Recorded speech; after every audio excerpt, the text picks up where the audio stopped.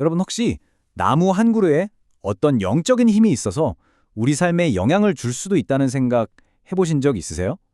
오늘은 바로 그 이야기, 그러니까 전 세계 우리 조상들이 왜 그리고 어떻게 숲을 숭배했는지, 또 그 아주 오래된 믿음이 오늘날 우리에게 어떻게 남아있는지 그 흥미로운 흔적을 한번 따라가 보려고 합니다. 자, 그래서 오늘 우리가 함께 살펴볼 내용은 이렇습니다. 먼저 도대체 왜 나무를 숭배했는지, 그 이유부터 시작해서 그 믿음이 어떻게 한편으로는 위대한 신들의 집이 되고 다른 한편으로는 무서운 정령들의 출몰지가 되었는지 알아볼 거예요. 그리고 마지막엔 이게 진짜 재밌는 부분인데, 그 이교도의 뿌리가 어떻게 오늘날 우리 축제에까지 이어지는지 그 놀라운 연결고리를 파헤쳐 보겠습니다. 네, 바로 이 지문에서 모든 게 시작됩니다. 왜일까요? 아프리카의 깊은 숲속 부족부터 신화로 가득한 고대 그리스, 그리고 신비로운 켈트족의 드루이드까지 정말 신기할 정도로 왜 인류는 공통적으로 나무에서 어떤 신성함을 느꼈을까요? 그 답은요, 아주 근본적인 개념 하나에 있습니다. 자, 그럼 첫 번째 섹션, 왜 나무를 숭배하는가입니다. 부제는 나무 정령에 대한 고대의 믿음인데요. 바로 이 나무 정령이라는 개념이 모든 걸 설명해주는 열쇠라고 할 수 있죠.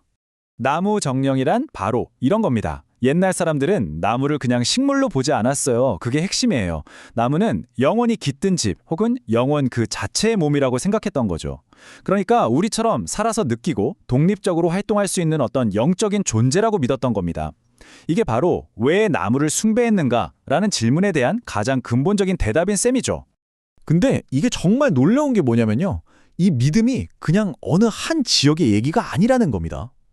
무려 6,000년 전 메소포타미아의 유물에서도 발견되고요. 고대 이집트, 무덤, 우리가 잘 아는 그리스 신화, 저 멀리 드루이드들의 의식에까지 등장해요.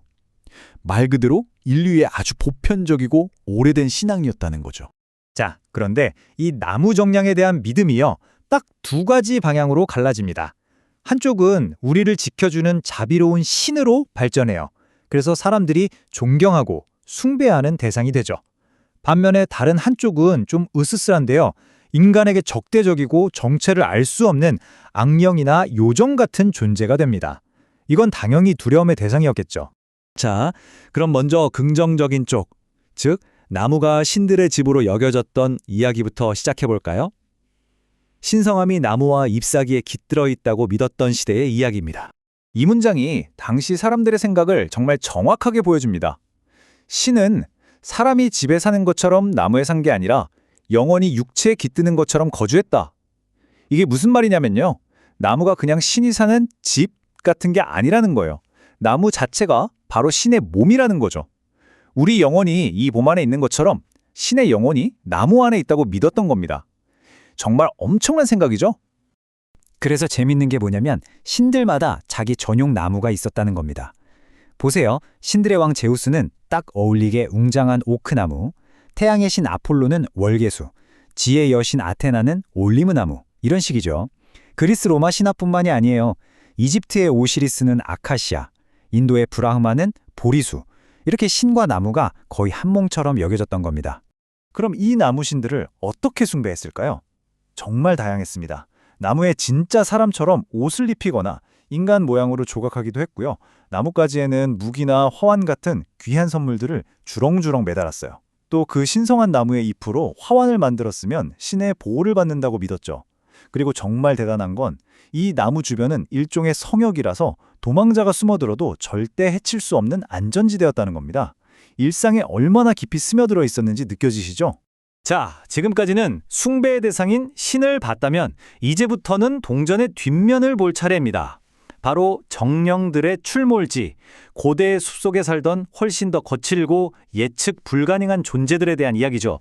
전 세계 숲에는 이런 야생 정령들이 가득했습니다. 예를 들어 아라비아의 덤불에는 털복숭이 괴물 진이 숨어 있었고, 그리스 숲에는 반은 사람이고 반은 염소인 사티로스가 뛰어다녔죠. 러시아에는 자기 키를 나무만큼 키웠다가 풀잎만큼 줄일 수 있는 거인 리에시가 있었고요. 유럽에서는 오크나무 구멍 속에 엘프가 살고 있다고 믿었습니다. 이들은 숭배의 대상이 아니라 마주치면 큰일 나는 두렵고 경계해야 할 존재들이었던 거죠. 이 정령들의 운명이 나무와 얼마나 끈끈하게 묶여 있었는지를 보여주는 구절입니다. 호메로스의 시인데요. 나무들이 먼저 시들고 그와 함께 ним프들의 영혼도 빛을 떠난다. 정말 직접적이죠? 그리스 신화에 나오는 나무의 여정, 하마드리아드의 이야기인데 이들은 자기 나무와 운명 공동체였어요. 나무가 죽으면 그 안에 깃든 ним프도 함께 소멸하는 겁니다. 바로 그렇기 때문에 피 흘리는 나무라는 아주 무서운 믿음이 널리 퍼지게 됩니다. 정령이 사는 나무를 베면 그 잘린 단면에서 진짜 사람의 피가 흘러나온다고 믿었던 거예요. 그건 곧 그 안에 깃든 정령을 죽이는 행위, 즉 살인이었던 거죠. 그러니 함부로 숲의 나무를 베는 건 상상도 할 수 없는 아주 끔찍한 금기였습니다. 자, 그럼 이런 신과 정령 이야기가 그냥 오래된 전설이고 지금 우리와는 아무 상관이 없는 걸까요? 천만에요. 지금부터가 정말 흥미진진한 부분입니다. 바로 이교도의 뿌리, 현대의 의식, 이 고대의 나무 정령들이 어떻게 우리의 명절과 축제 속에 교묘하게 숨어 있는지 그 비밀을 파헤쳐 보겠습니다. 자, 대표적인 예가 바로 메이폴입니다. 축제 때 보는 리본 달린 예쁜 기둥이요. 그게 그냥 장식품이 아니었어요. 원래 목적은 봄이 되어 막 깨어난 숲의 나무 정령이 가진 그 왕성한 생명력, 그 생성의 힘을 마을로 그대로 가져오기 위한 의식이었던 겁니다. 한 해의 풍요를 기원하는 아주 중요한 주술적 행위였죠. 당시 5월제 의식을 단계별로 뜯어보면 이게 정말 명확해집니다.